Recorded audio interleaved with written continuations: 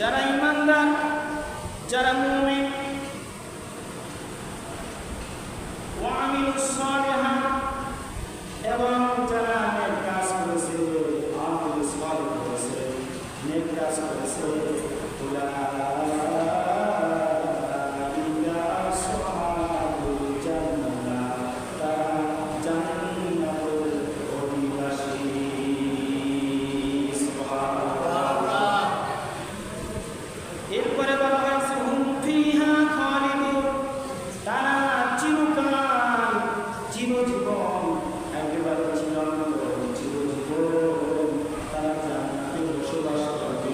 তারা আর ওই জান্নাত থেকে বের হবে না, তারা চিরকাল ওই জান্নাতে বসবাস করবে। প্রিয় বন্ধুরা, আমার ভাইরা, কাদেরকে বলা হয়েছে? ঈমানদারকে। তবে ঈমানদারের, মুমিনের তার